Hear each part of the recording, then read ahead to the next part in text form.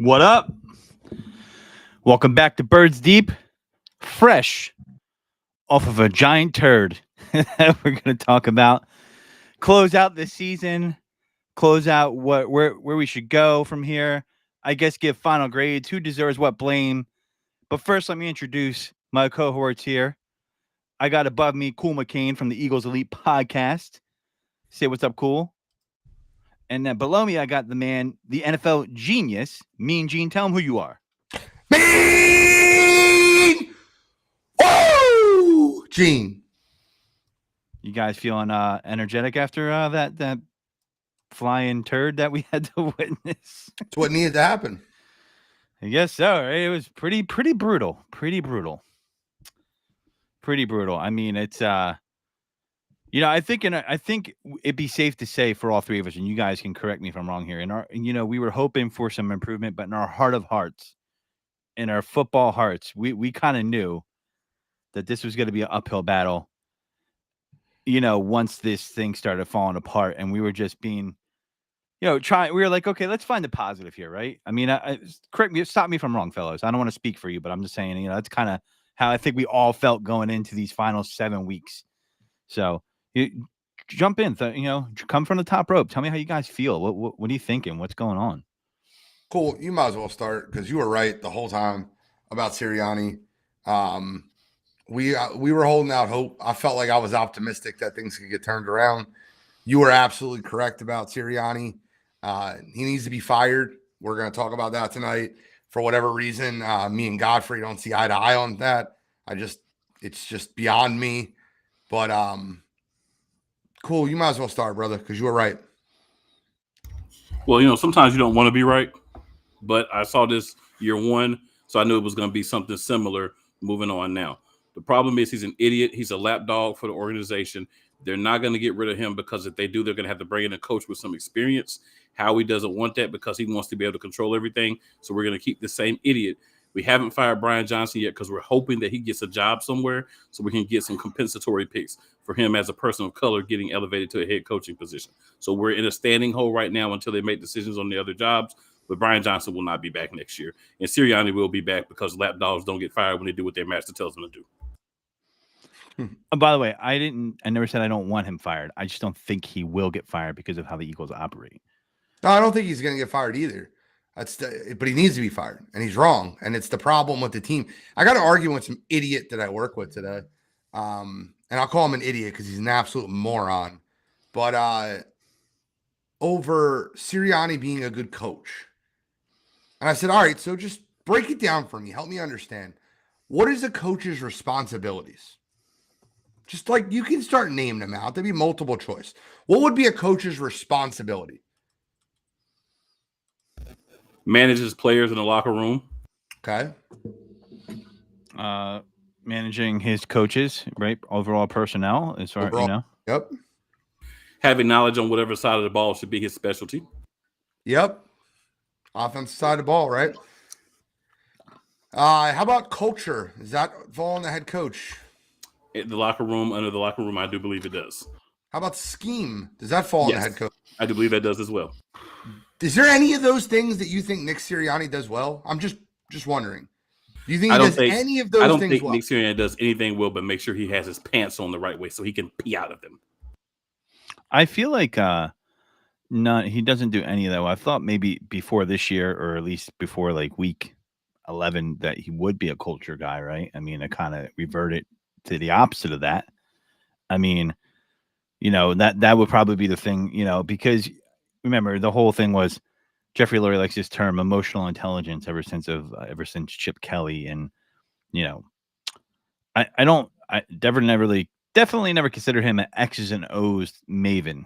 You know what I mean? Like, not after 21, after the first 6 or 7 weeks of the season. They seemed very confused in that part of the season as far as who they were, how they were going to execute, etc. I don't know if he does any one thing very particularly well. Okay, so the point I'm trying to make and the thing I want to get at tonight and where I really want to kind of break this down. And if you guys seen the impromptu live I did on Tuesday, thank you very much. It's got 400 ready. What'd you say? I saw part of it. He's got 400 views already, and I appreciate everybody that tuned into that. I'm going to repeat some of that stuff, so I apologize. I don't think that Nick Sirianni or Brian Johnson understand what a blitz beater is. I don't think they know what that is. And for me to sit here and watch a football game where you're running a dig route or a stop route or a flag route against the blitz, that's like high school. Like, anybody play high school football? Like, high school. Do you remember what they told you when the defense is going to pressure the line of scrimmage? They said you have to run plays that run away from the defenders. Very simple stuff. Slants, drags, crossers.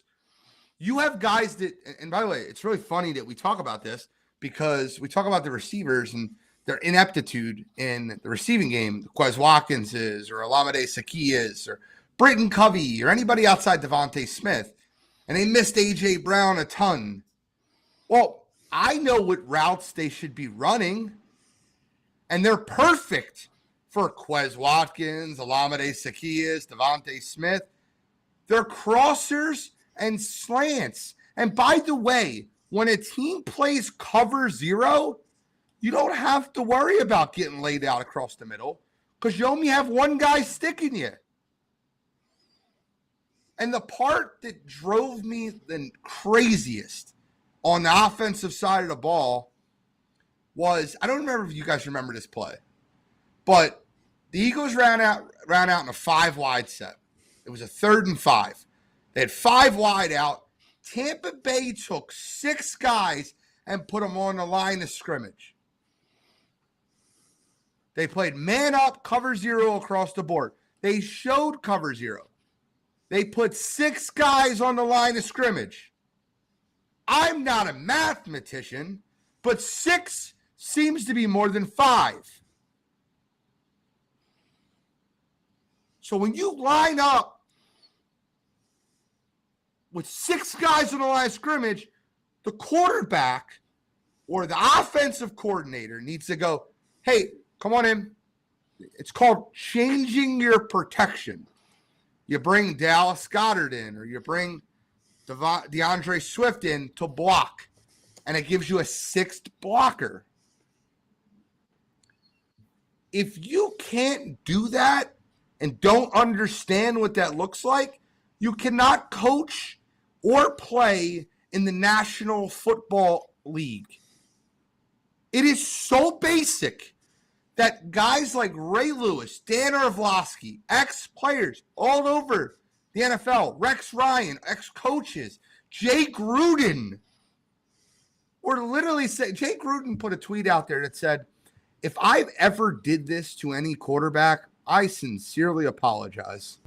And Robert Griffin had the perfect response for him. Yeah, I saw that. And it's probably why he's still not a coach. I'll say this.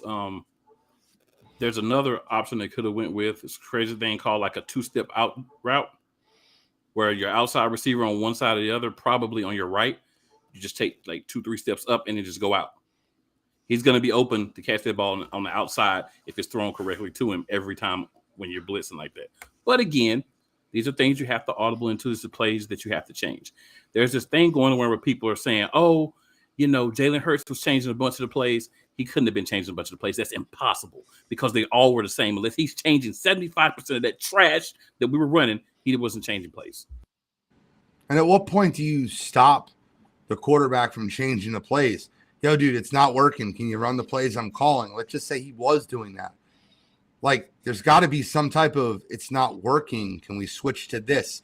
And Jalen Hurts isn't absolved from everything, right? Like, that 4th and 5 play was embarrassing. Safety play was bad too. I think the safety play was actually worse. Yeah, it was 4th and 5 play was bad, man. So what they ran on 4th and 5 was they ran a jump ball to a 175-pound wide receiver in the end zone over an all-pro safety. Dallas Goedert ran a 7-yard in route. He ran 7 yards, ran across the middle. He was open. He had 1.5 yards of separation, which is considered open in the NFL. And Jalen Hurts threw a jump ball to a 175-pound wide receiver. Jalen Hurts never saw him because Jalen Hurts only saw Devontae Smith from before the snap. Everybody knew it. I want to give you guys a stat. Yep. I'm going to give you 5 teams in the NFL, and I want you to tell me if these are good offensive teams or bad offensive teams. San Francisco, Baltimore, Detroit, Tampa Bay, Houston. Do you think this will be a good offensive stat or a bad offensive stat? I'm going to say bad. I think you're kidding, but that's okay. I'm kidding. Those 5 teams throw the ball over the middle of the field between 24 and 26% of the time. The Giants, the Patriots, the Eagles, the Cardinals, and the Jacksonville Jaguars. Oh, this is definitely bad. They throw the ball over the middle of the field 15% or less. The worst in the NFL, 32 out of 32 teams at throwing the ball over the middle of the field, is the Philadelphia Eagles at 11%. Yeah, I think that's play design, definitely. I think that they placate to Jalen too much and don't challenge him. I think he's not a finished product, and I think the coaches falsely decided that after Steichen left, which I think is a mistake. I think he's still developing, and that's not a knock on him. I still think he's sharpening his game. He's on the upward trend. Quarterbacks have taken a step back and then going back up. It's not a normal to happen, but I think they need to challenge him to throw over the middle, design more plays over the middle, right? And I didn't see any of that. Like, you got this big tight end that could go over the middle. AJ Brown is great at going over the middle. He made a living off of it in Tennessee. They would throw short balls over the middle that he would take to the house. I mean, bad play design, and I feel like these coaches placate too much too. They're like, oh, let's do stuff that they're comfortable with. Well, no, challenge them. Like, I don't get the feeling Brian Johnson challenged Jalen like Shane Steichen challenged him. The only argument I have with your statement is when you're saying that they placated. I don't think they placated. I think they decided this is what Jalen was going to do, whether he wanted to or not.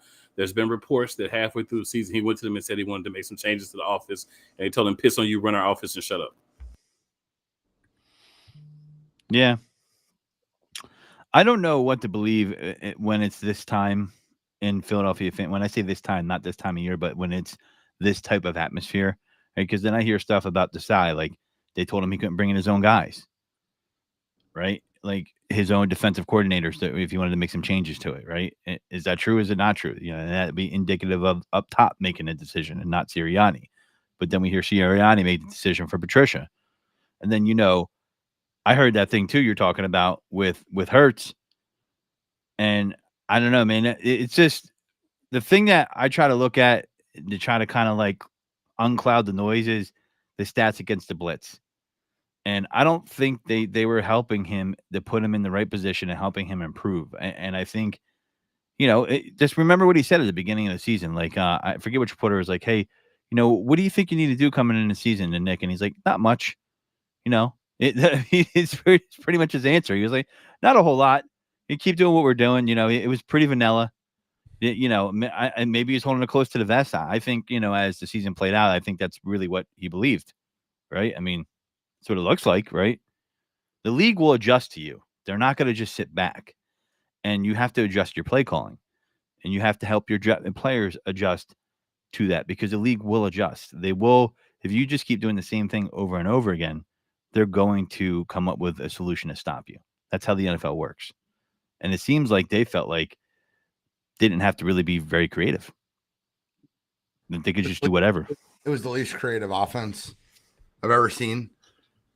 And that wasn't even the most uninspiring thing I watched Monday night. Want to know the most uninspiring thing I watched Monday night? The Philadelphia Eagles trying to tackle a human being.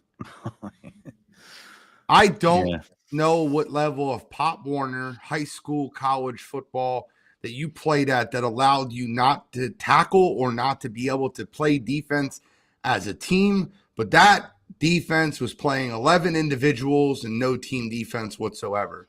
James Bradberry needs to be cut immediately. I don't care what the cap penalty is. Get him out of here. Get rid of him for a 7th. If somebody wants him, I don't think anybody's going to want him. He was terrible. I doubt it. They also ran into each other. 2 times it was talked about during the broadcast. But when you go back and watch that game, they ran into each other 6 different times. Avonte Maddox ran into Eli Ricks. Nicholas Morrow ran into Kevin Byard. Nicholas Morrow ran into James Bradberry. It's unfathomable how many times this defense ran into each other. Yeah, it's we crazy. weren't playing friggin' world beaters. The Buccaneers just put up 9 points versus the Carolina Panthers, who were the worst team in football. They should have put up 50 versus us. They had 32 with 7 drop passes, 6 in the first half. One of which was a bomb that Mike Evans had. Would have been a touchdown if he caught it. You know, Bradberry, the thing that sucks about Bradberry is we all were happy with them re-signing him coming into the season. And I don't think anybody saw that decline coming. I mean, that's a steep decline. I mean, I just think he doesn't have any physical ability left. I mean, you know, you could say a guy's out of position and they're using him wrong and he's not that type of corner. But when it comes to tackling, like that's just, I'm sorry, that's piss poor. He just got, it's almost like he had no heart, right, left. Like, I don't get it. I mean, Ray Lewis he said, you know, you just got to slow a guy down. Like, it's not even like you have to it's not like you have to give him a big hit and blow the guy up. You got to slow him down and get in his way. You know what I mean? And they're not even in the right position to do that. Bradberry he made Moore look like a world beater. Bradberry, Cunningham, Morrow, Kevin Byard, every one of those guys look like absolute donkey. And the 2 guys that played the most inspired football on that defense were the 2 oldest guys on the team, Fletcher Cox and Brandon Graham. They were the only 2 that looked like they were playing with energy, with fire. It was embarrassing. When you look at that performance, I can't say that it's personnel. I won't allow you to say it's personnel. Yes, could they improve at certain positions? Can it be better in certain places? Yes.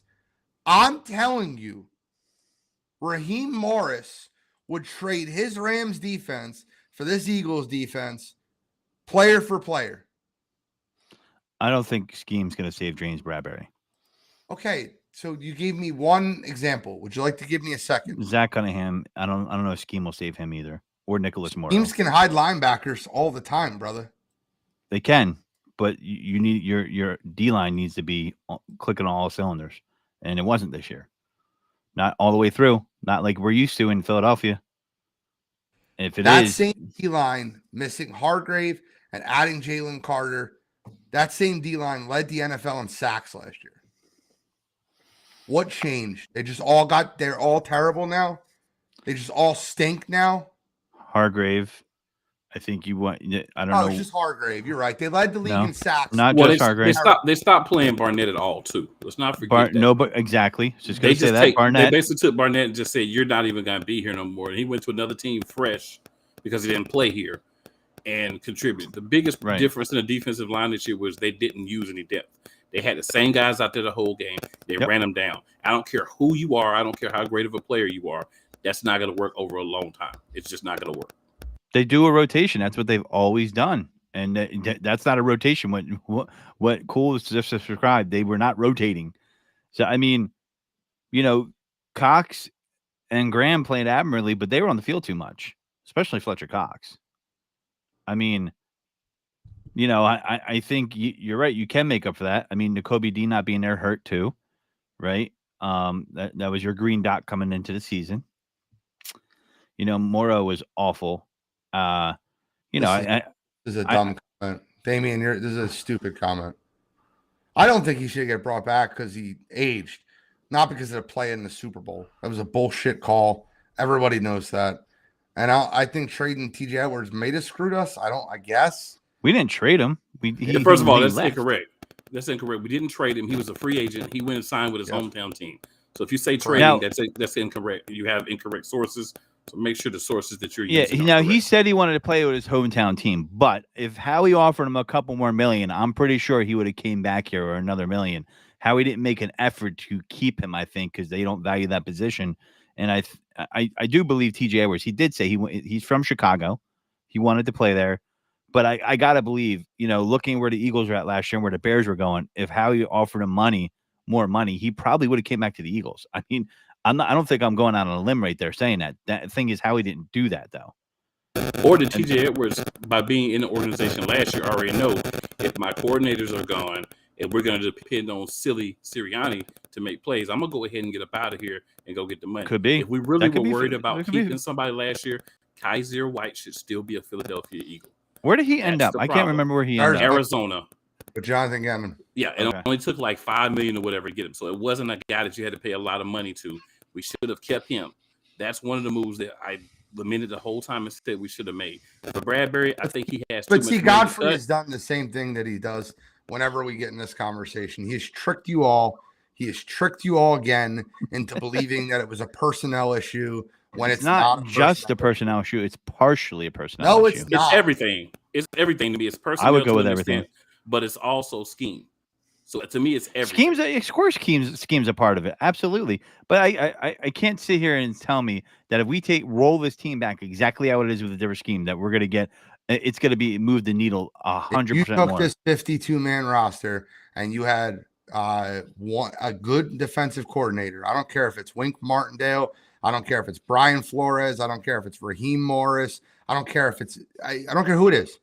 You give them a good defensive coordinator and a Ben Johnson or a good offensive coordinator like a Steichen, this would be completely different. I think Raheem Morris had a good year, but they also they also went on fire with the run with Kyra Williams, keeping that defense off the field. That's what helped that defense a lot. Because scheme helps, brother.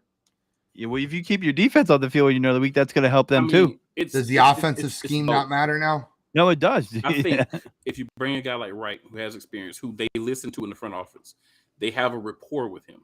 So he's a guy that can go to them and say, "Hey guys, maybe let's do this. Let's try to make some things different. Let's maneuver things a little different on the offensive side, and let's also go get a guy on defense and let him run a defense."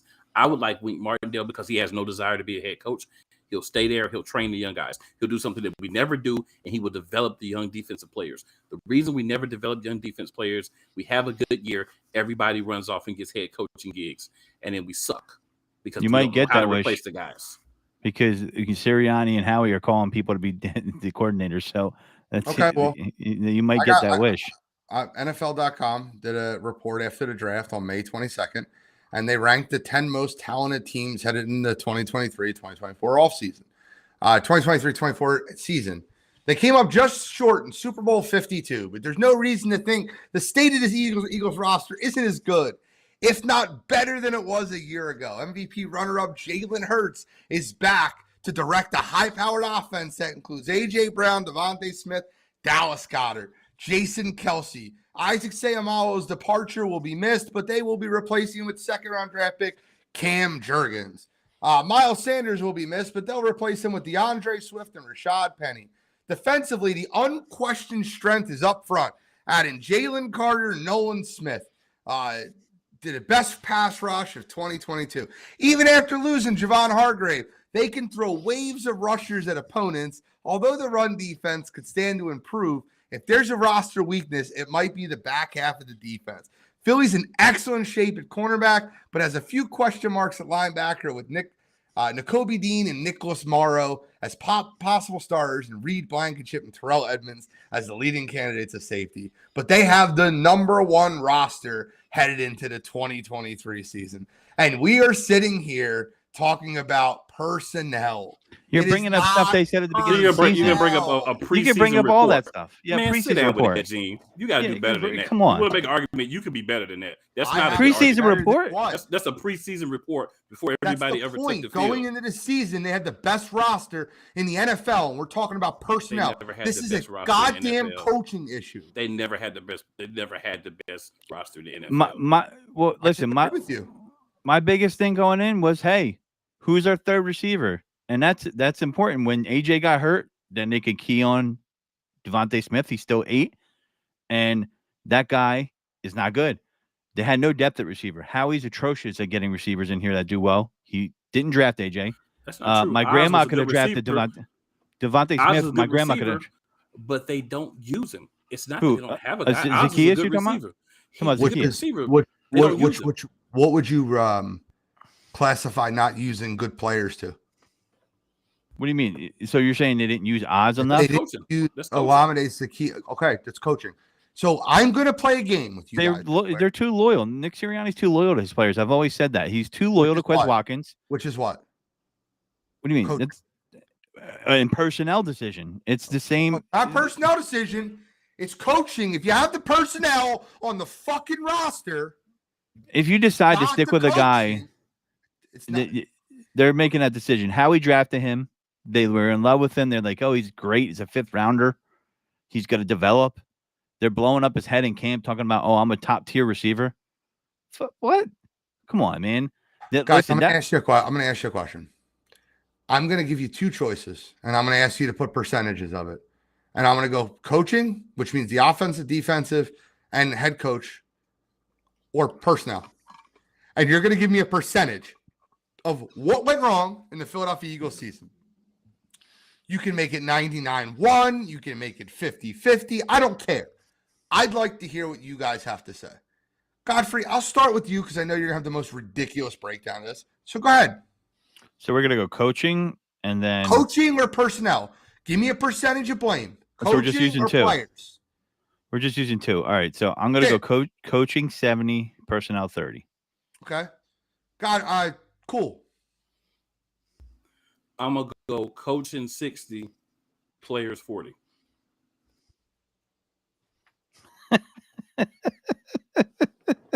What's your breakdown? Coaching 95, personnel 5. I don't know. I don't care if you know. I know. How? Based off who? What do you mean how? We just listed a bunch of nobodies on defense, and you're telling me that even if you're a good coach, that you're gonna have trouble getting production out of those guys. Bro, I can list you a bunch of nobodies on 5 to 6 different playoff teams that you have no idea who they are. Yeah, but they're not giving up. They're tackling, and they're not playing the way the Eagles What played do you since call the Niners game. not tackling? So give me your team that you think that it would be. That's a playoff team that they just schemed in, that they just have that lack of talent, like a Nicholas Morrow playing linebacker. You know, just for fun, I'll give you the Buffalo Bills. I'll give you a team that's really That's good. decimated by injury. Well, That lost their listen, top 5 guys. and their defense played great. Do you want me to give you another team? I'll give you another team. But that's why you know why that's a misnomer. You know what, That's a You know what, misnomer. Buffalo? I'll give you another one. Give me the Detroit Lions then. I'll give you. Their top secondary teams. is bad, and it's But they're that's exposed. the freaking point. They're still playing good defense. But have they're a better bad than the secondary. Eagles. They have a bit, but no team is complete. Godfrey, none of them Yeah. are complete. But None of it's them not are just complete. coaching. You could say that about the Rams, but the Rams ran the ball more. In Buffalo, they fired the offensive Which is coordinator. They ran what? the ball more, keep the defense off the field. That's Which what they. is what? Yeah, but that doesn't mean it's all coaching. More to keep the defense off the field. What is that? That's coaching, but that personnel also matters. It does. I don't know how you can sit here and say it doesn't. I Like, didn't say personnel doesn't matter. I don't believe I that you said on bring this your team- ideal coaching here and it fixes almost all the problems. I mean, we It does. say that as fans all the time, and never does. I don't believe bringing Frank Reich in here will fix it. Offensively? No, I don't. So here's the thing. How can you co-sign Frank Reich? Listen, if he you don't believe in Godfrey, couldn't work well with cool. Carson. What do you mean? I'll try it though. He was the OC when Carson had his best season. So what do you mean he can't work with Carson? That doesn't. He went that to doesn't even add Indianapolis, up. didn't work out. When Indy didn't work out. He was the head coach in Indy. We're not saying bring him in as a head coach. If you listen, we're saying bring him in as the OC. He was really good as an OC. I'm not against it. I just don't think it will work. I'll try anything at this point. If they want to bring Frank Reich in, I'm with it. But tell me why it wouldn't work. That's what because I see a guy that didn't want to work with a QB that was young because he didn't want him. That's a red flag to me. He didn't want him, so he didn't want to work with him. He didn't want to work with Bryce Young. Did he not want to work with Bryce Young? What? He didn't want to work with Bryce Young. He went out there and tried the best with Bryce Young. Bryce Young had no offensive line. Is that But he said he did not want him. He wanted C.J. Stroud. Am I incorrect? Yeah, he said he didn't want him. He didn't come out publicly and say he didn't want him straight up. I mean you don't think they alluded to Bryce that, heard that through the back channel and felt that? But still, he's still the coach. You're still a professional. This is not college. This is not Pop Warner. This is not high school. Just if you ask me if I'll take him over Brian Johnson, the answer is yes. The answer is yes. I mean, I would take you over Brian Johnson. That's not the question. The question I like bubble screens. I like bubble screens. You might not want that. Well, I'll take Gene then because I don't want you either. I'm just joking. But what I'm saying is you have to get a guy that can work with the type of quarterback that you have. And when you're dealing with an organization like Philadelphia, you need a guy that has the rapport with the front office to be. Do you think Sirianni's going to call Reich? No, I don't think Sirianni's going to call Reich. He knows him. I mean, Howie knows him. Howie probably call him. Outside of San Francisco and Baltimore, the Philadelphia Eagles have the best personnel on the defensive side of the ball in the NFL. I call that. I don't agree with that. No, not even close. How? No. You're talking about from front to back? From front to back? I'll tell you how because you're gonna point to how bad they played this year under this scheme, and I'm gonna tell you how. Darius Slay was an all-pro cornerback last year. Kevin Byard was an all-pro safety 2 years ago. Fletcher Cox has been an all-pro defensive tackle throughout his career. Jalen Carter is going to be defensive rookie of the year. No, I'm going to answer your question. You asked me how. Let me answer your question. Jalen hit a wall, did he not? Hassan Reddick was a finalist for Defensive Player of the Year last year. They all hit a wall, right? Had nothing to do with scheme. It's all the talent on the team. Hassan Reddick, but we're carrying over last year. So other than what you said about Jalen Carter, who was good this year? But see, this year is different because they're in the scheme that is not working. They're in a base vanilla scheme. They don't believe in it. The players are not bought into the system. They don't have no backups. So they're out there playing the whole game and getting burnt out by the end of the year. Bro, no depth. I can't say that they don't have backups because they didn't play the fucking backups. Okay, but if they don't play them, they don't have them. But that's a coach. That's not true.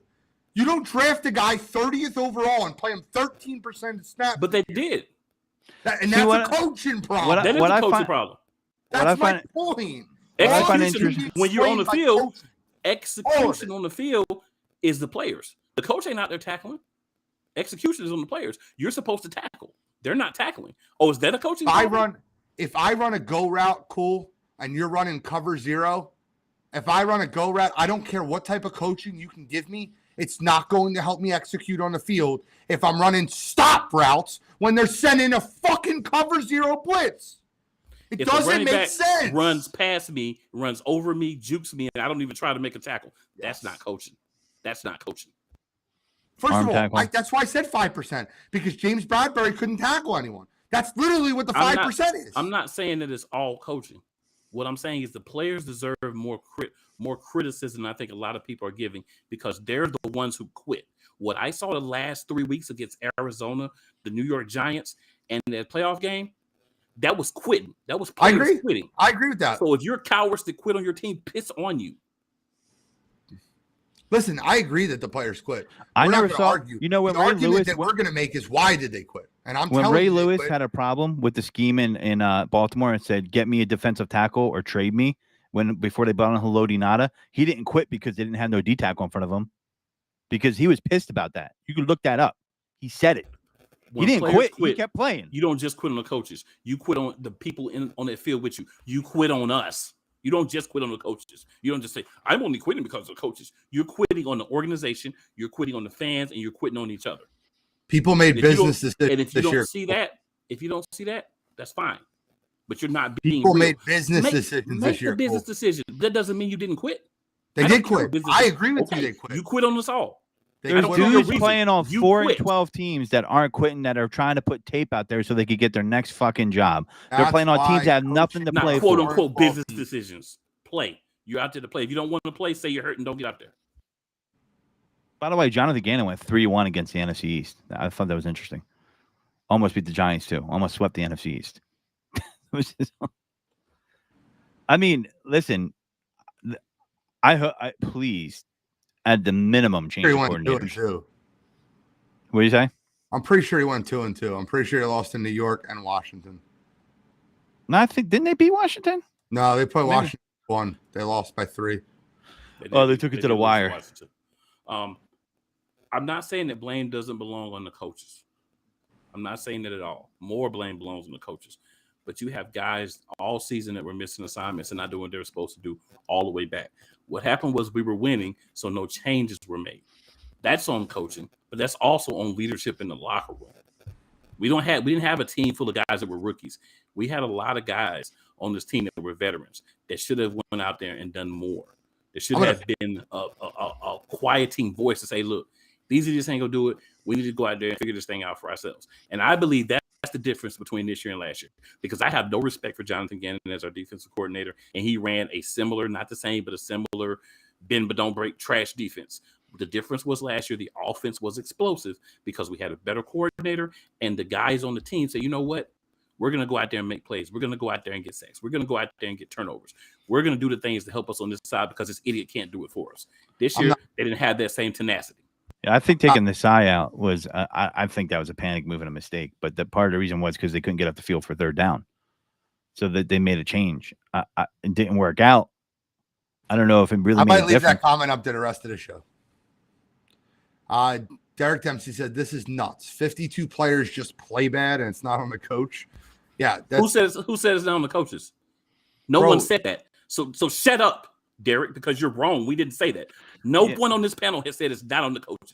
We're saying it's also on the players. So that's a different thing. Don't try to. It could be both. It could be. I think it could be both. Keep talking, Derek. It could be both. It could be both. Can it? Like I said, it's most. I said 70% coaching, 30% personnel. It's mostly coaching. When your coaches don't change anything, when your team is having the biggest collapse in NFL history, I'd quit too. That's why you're not a professional football player. The coaches. That's why you're not. That's why you're not a professional athlete, Derek. He was worse, but they did make a change. Sometimes change isn't good. Are you kidding me? As well. Bruce, you're kidding me? Could you say if Nick should be our coach next season? Have you listened to me for the last 25 minutes? Like, that is the easiest question. Bruce must have came in. Yeah. And Derek, I don't really mean shut up. I mean figuratively, not shut up, not literally, because we want you to keep talking. Just keep talking, Derek. You're spitting facts. I mean, you're spitting facts that nobody's disputing, though.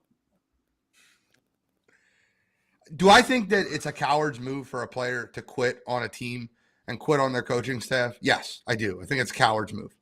But the definition of insanity is doing the same thing over and over again and expecting a different result. And when Brian Johnson's running stupid bubble screens to Dallas Goedert with Devontae Smith as his lead friggin' blocker, I don't know, man. If I'm Devontae Smith and I'm about to get paid, and by the way, that wasn't one of the guys that quit. I use that as an example. But if I'm Devontae Smith, I'm like, I'm about to get paid, man. I'm not gonna be a lead blocker for Dallas Goedert here.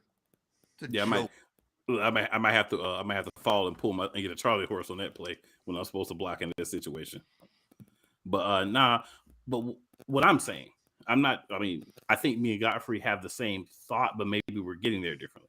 What I'm saying is you have to acknowledge that when you have this type of just poor play, you have to put some of that on the coaching staff. But there's also gentlemen in this locker room who should have pride.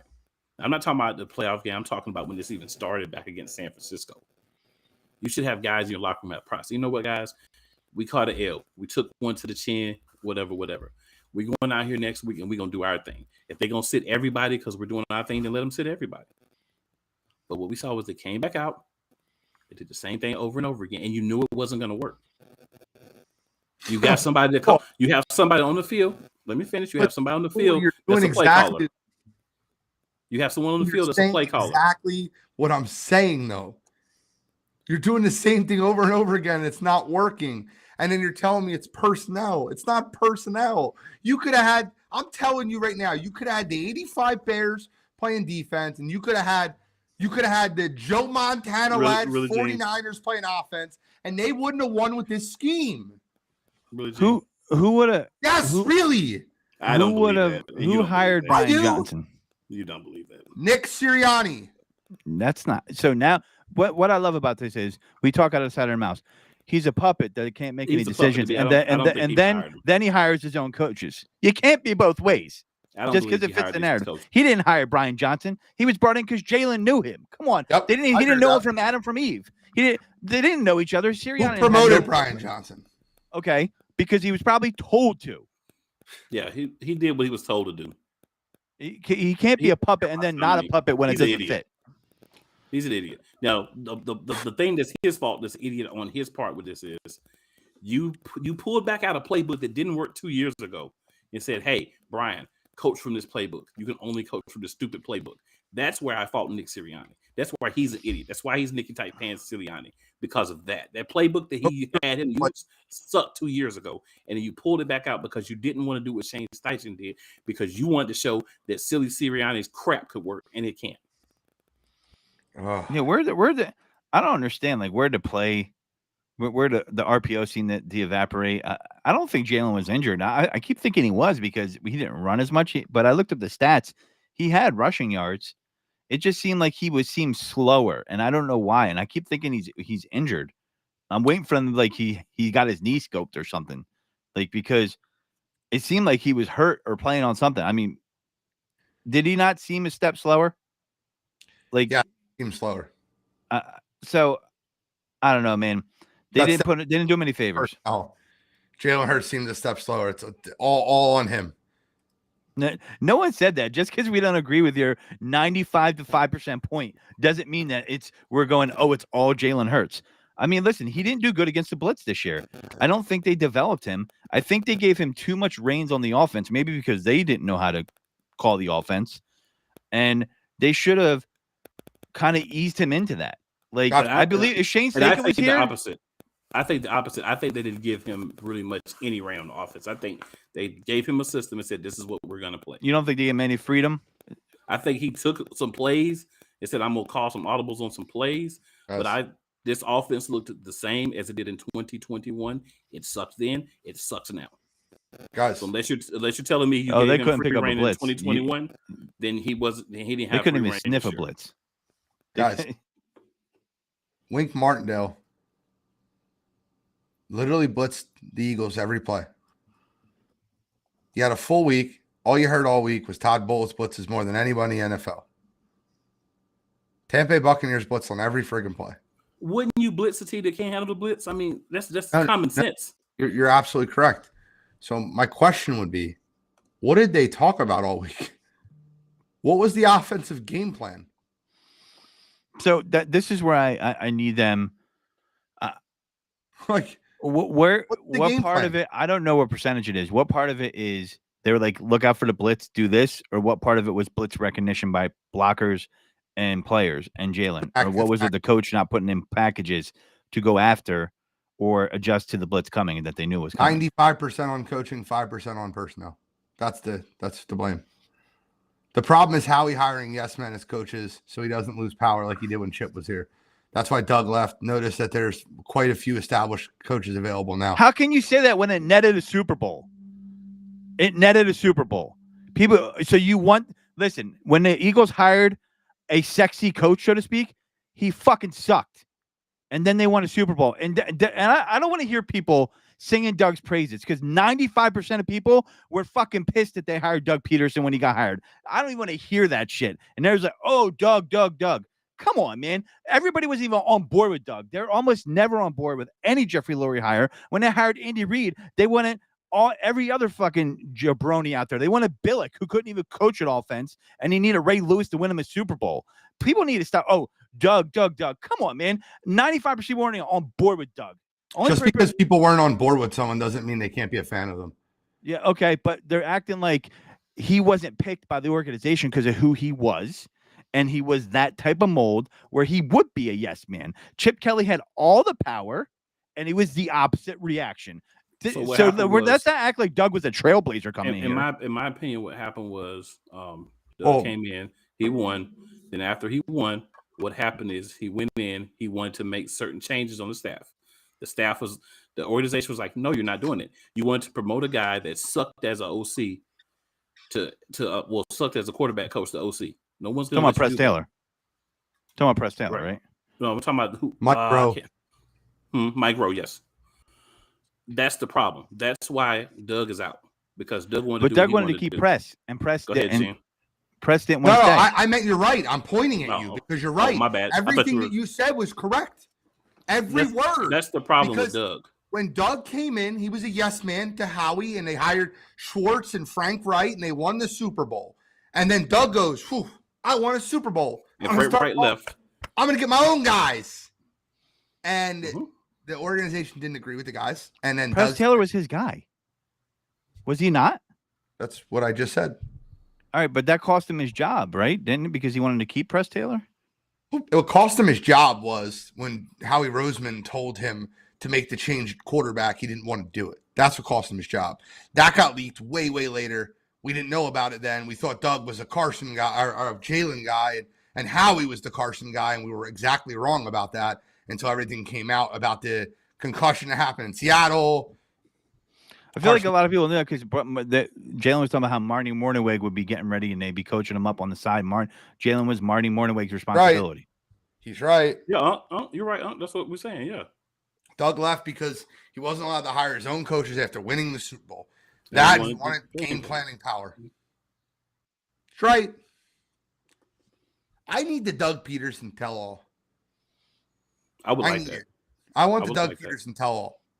I'm telling you like right now, pretty they sure could it will create a happen. 30 They could create a 30 for 30 with Carson Wentz, Doug Peterson, Howie Roseman, and I would be locked Be in. entertaining.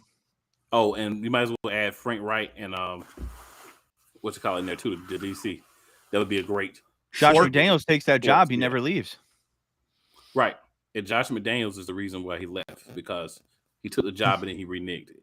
Had Josh McDaniel been a man of his word, which he's clearly not, then we wouldn't have been in the Well, situation. Jim that we're Irsay in. didn't What's have the to take a worst shit in his house.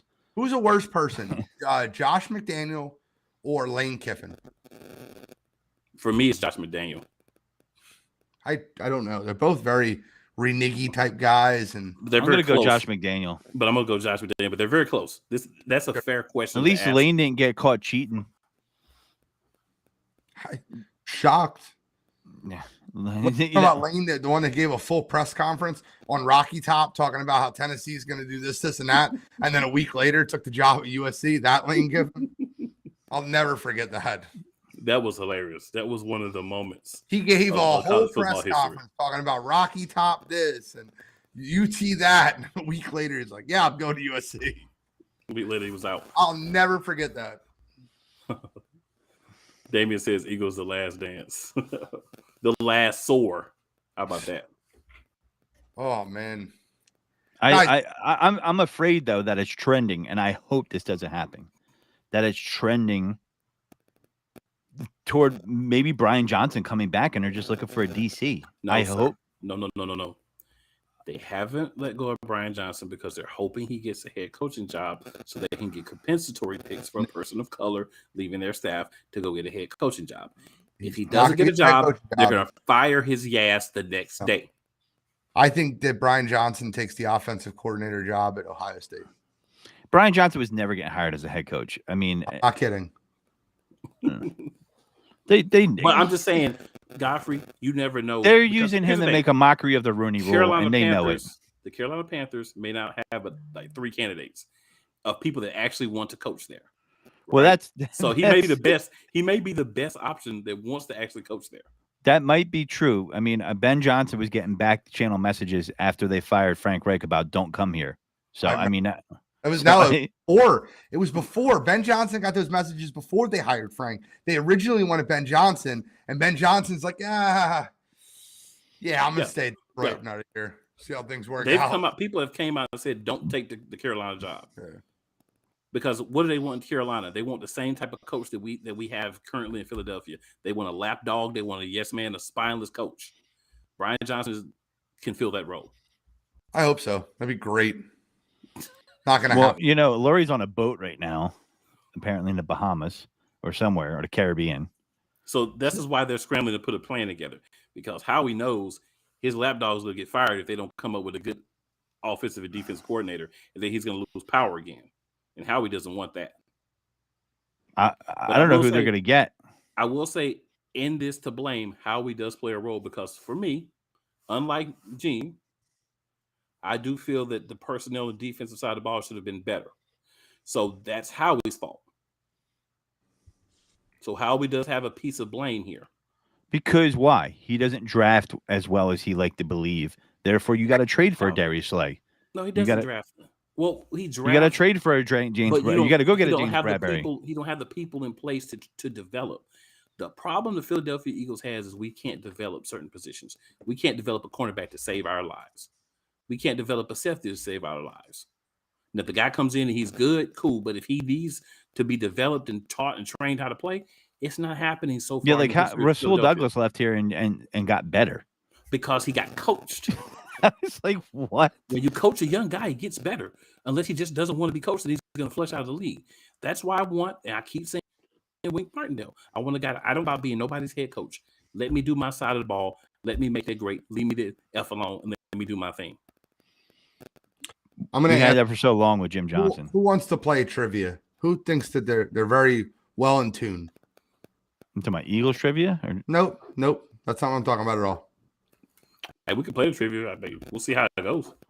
Do you guys want to do you two together as a group, or do you guys want to go individually? Whatever Godfrey wants to do, I don't care either way. I need your hands up so you're not looking anything up on the computer. Let's go as a group. We'll be team personnel. All right. It's gonna be a personnel. I'm gonna ask you guys a question, and I'm gonna let you guys. I have my hands. I my need chin.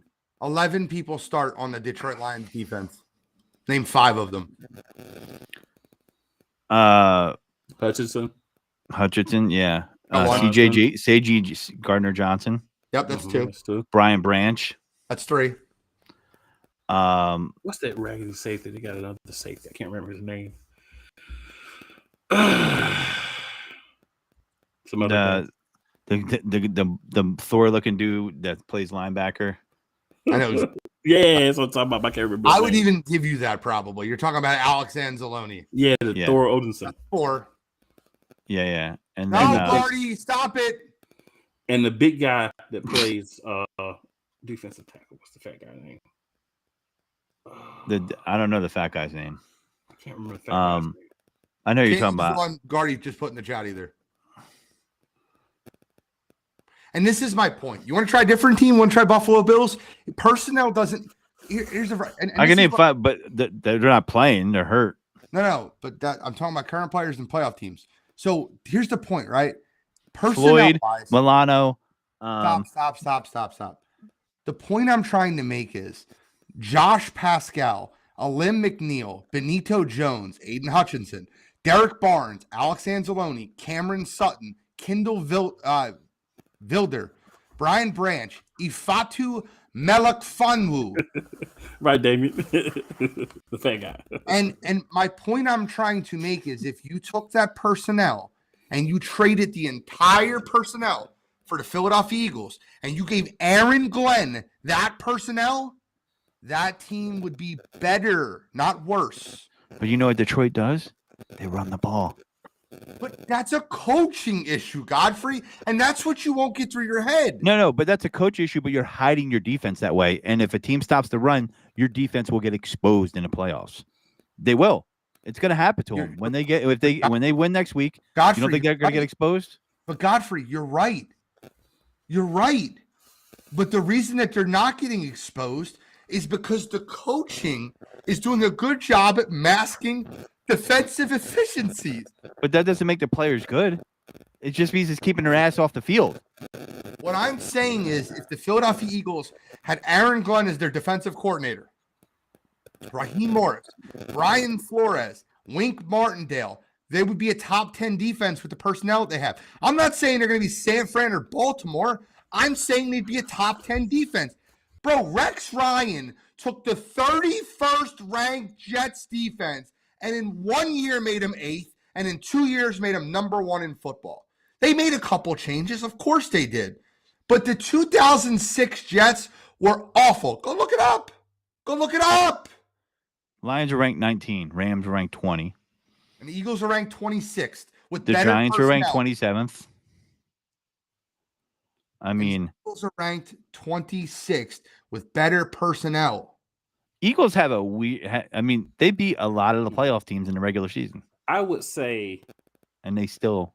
they shit would the bed. definitely be better if you gave them another coordinator, but there's still holes Yes, that I would be agree. exploited by anybody. So I don't think it would be top But- 10, but I do think it would be better. If you wanted to go somewhere like 15, 16, I could rock with you if you give them a better coordinator.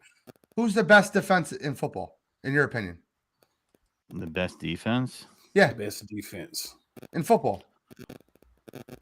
I mean, remaining, past or we're year- just talking about in general, This just regular past year, season. I'll probably say like Cleveland. I'm going Baltimore. I like Cleveland this year. I think So, Cleveland, 'cause I'll- the pass I'll- rush was dominant. Well, hold on. I'll do both because you said there's holes, and I agree with you. There's holes, but when you look at the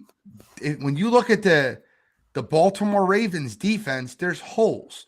The reason that they're so good is because they have 2 all-world linebackers. They have a nose tackle that's playing out of his mind, and they have an all-world safety. The personnel in Baltimore is better than Philadelphia, but they have holes. Matabuke is a hole. They only gave up 26 touchdowns this season. Next closest team gave up They 31. still have holes. Ronald Darby plays for that team. Is that not a hole? Oh, it's a hole. But But my But hold on, point though, being- because Steven Nelson is looking good. He was trash with us. He's looking good with the Texans. 100%. sometimes it's because scheme. Coordinate. Thank you. I'm done. I give up. I'm done. Guys, we have 3 minutes left in the show. I'm going to give out But grades. it can also be give out. players. I'm going to give out your grades. Jalen Hurts got a C for me this year. Brian Johnson, Nick Sirianni got an F for me this year. That's where I was at. Sean Desai got an F from me this year. Matt Patricia got an F from me. Cool McCain got an A. D. Godfrey got an A. And Gene Wolzek got a C. And that's my grades for the year. And that's how I'm going to end Birds Deep for the year. Yeah, I was with you on this. I'm with you on the grades with the F for C for Jalen, F for the coaches. That's where I was at coming into the show thinking about it. You know, I don't know, man. It sucks being an Eagles fan right now because I just feel like one of these jerk offs are going to be back. We don't want them. It's going to be the lapdog. The lapdog is going to be back. It's oh man, they're working the yellow pages trying to find offensive coordinators. Like, hello? Well, not just coordinators. They got to find a staff. They have to Because it's find a gonna take- coordinator that will stay.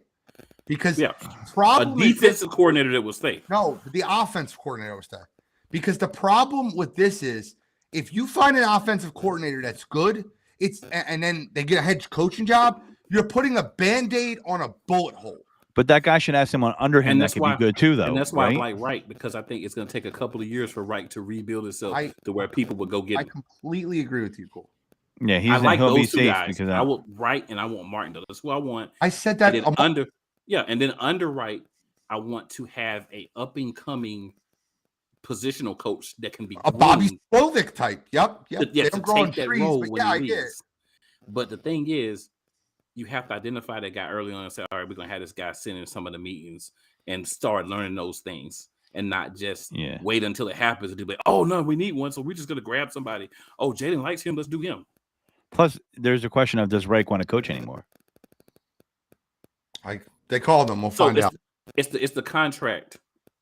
It's the Guys, contract. we will be back in 1 month's time to talk about the Birds Deep off-season post-Super Bowl.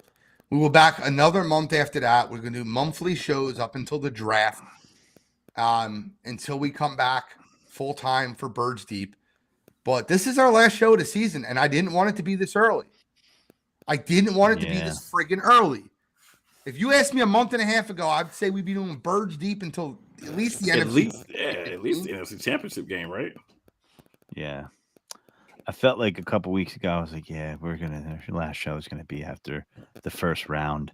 I was hoping we win one and get into the second, but I was, Guys, I didn't expect to win anything, man. I was hoping we would because you were right. You called it Team. first. You called it first. You called it first. sometimes you don't want to be right though, man. I know. yeah. Yep. Sometimes you don't want to be right. Cool. I love you, brother. As much Love as you we guys. argue or debate on the show, it's fun. It's all in fun. I love you. Godfrey, I love you. As much as I call you out and scream at you, I love you. I gave you guys both A's. I gave myself a C. We would have gave you an A too. Don't would've give me an A. I definitely went off the rails a couple times this year. Okay. I need to be We all did though. great. We all went off though. If we're docking for going off the rails, you can't give me A. All right. Well, thank you guys for tuning in to Birds Deep. A failure that was. I'm the NFL genius, Gene Walzak. That's Cool McCain from Eagles Elite and the Play Callers podcast. And there's his link tree, by the way. Yeah, And then because that's too many to Godfrey- talk about. Does it got your OnlyFans on there too? It does. Cool is definitely one of those guys. But Derek Dempsey gets an A for his fandom. He's the number one fan in the whole month of the last month of the year. I've for seen Wild Derek Fire. consistently, so shout out, appreciate you for that, definitely.